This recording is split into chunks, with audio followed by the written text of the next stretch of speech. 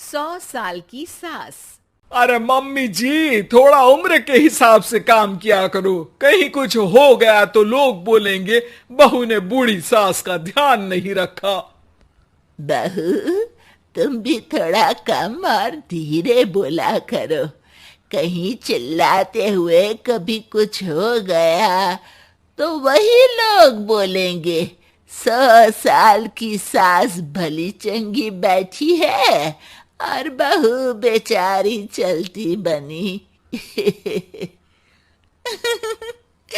वैसे मम्मी जी, दादी बिल्कुल ठीक बोल रही हैं।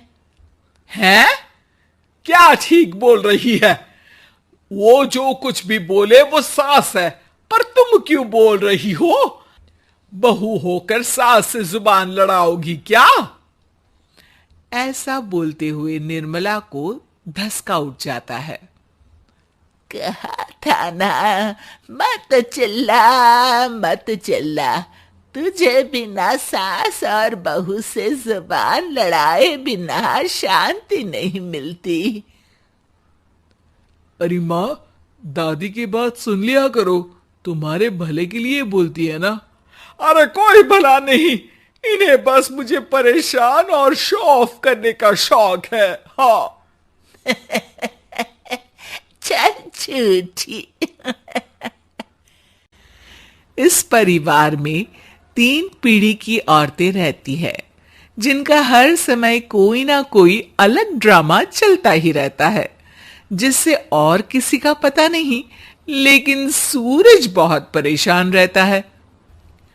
माँ, पियाली और दादी, आप तीनों के पास एक दूसरे को सास बहू वाले ताने देने के अलावा कुछ काम हो या नहीं, पर मेरे पास जरूर है।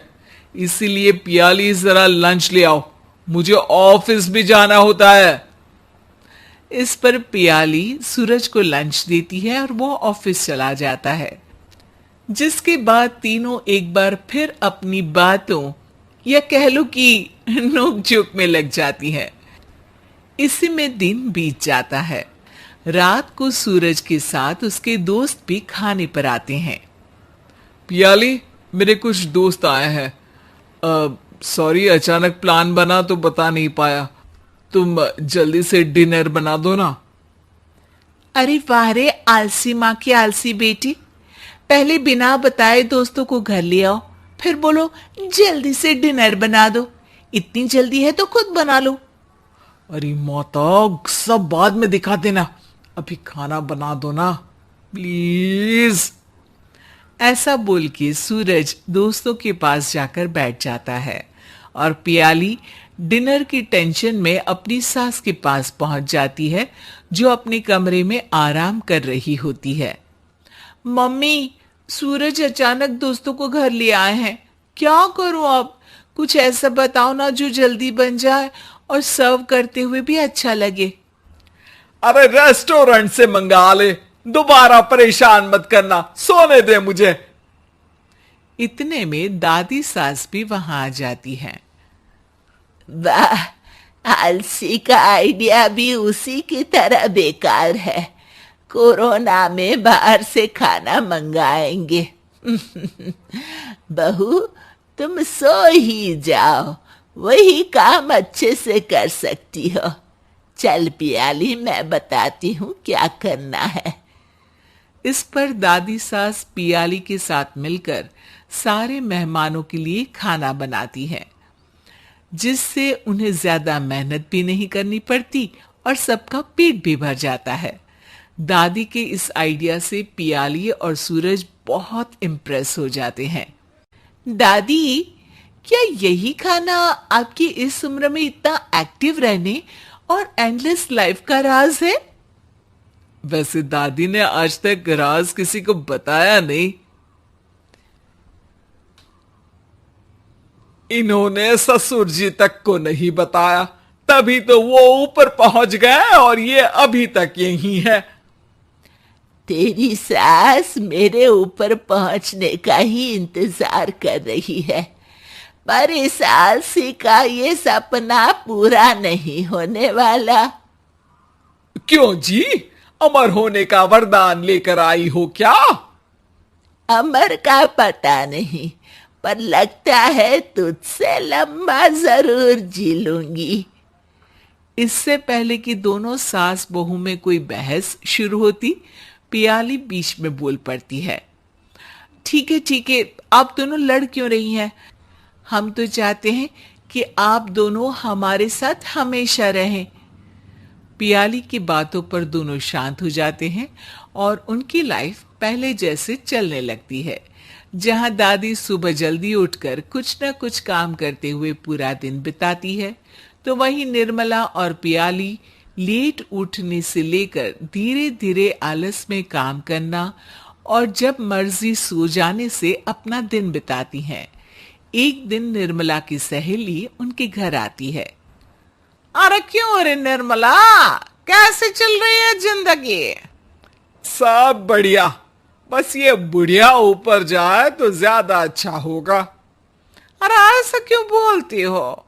तुम्हें तो उनसे सीखना चाहिए, वो बहुत फुर्तीली हैं। मैं उन्हें रोज मॉर्निंग वॉक करते हुए देखती हूँ, और वहीं तुम और तुम्हारी बहू है जिन्होंने शायद सुबह का सूरज आज तक देखा ही नहीं होगा। सहेली की बात सुनते ही निर्मला भड़क कर चिल्लाते हुए पियाली और अपनी सास को वहां बुलाती है, जिनके साथ सूरज भी वहां आ जाता है, और ये सब देख सहेली वहां से चली जाती है। अरे सासू माँ, आपको हमसे क्या दिक्कत है? अब तो मेरी सहेलियां भी आपकी वजह से मुझे ताने देने लगी है। मम्मी जी, कुछ तो लोग कहेंगे, लोगों का काम है कहना, आप इग्नोर करो ना। अच्छा, वैसे महारानी, वो तुम्हें भी वही सब बोल रही थी? है? मैंने क्या किया? अरे किलस क्यों रही हो? अब तो समझो और अपना लाइफस्टाइल सुधारो। ओ मोरी मैया, अब हमारा लाइफस्टाइल भी खराब हो गया क्या? आपका तो हाई फाई है ना, बस उतना ही ठीक है। तुम लोग हमेशा पूछते हो ना कि मेरी इस उम्र और अभी भी इतने एक्टिव रहने का राज क्या है, तो वो ये लाइफ स्टाइल ही है, जिसे हाई फाई नहीं पर सिंपल कहते हैं। दादी, आप कहना क्या चाहती हो? यही कि मैंने अपनी जिंदगी में बहुत किताबें पढ़ी हैं, जिनमें एक किताब से मुझे ये समझ में आया कि हम कितने गलत तरीके से जिंदगी जीते हैं। उसी के बाद मैंने एक अच्छे जीवन के लिए इकिगाई रूल अपनाया, जिसका मकसद तो सिर्फ अच्छा जीवन जीना था। इतना लंबा कैसे जी गई, मुझे खुद अचंभा होता है। ओह, तो मतलब आप मुझे परेशान नहीं करती थी? वो तो आप करती हैं। वैसे ये इकिगाई क्या है? थोड़ी रिसर्च खुद भी कर लो आलसियों, सब मैं ही बता दूं क्या?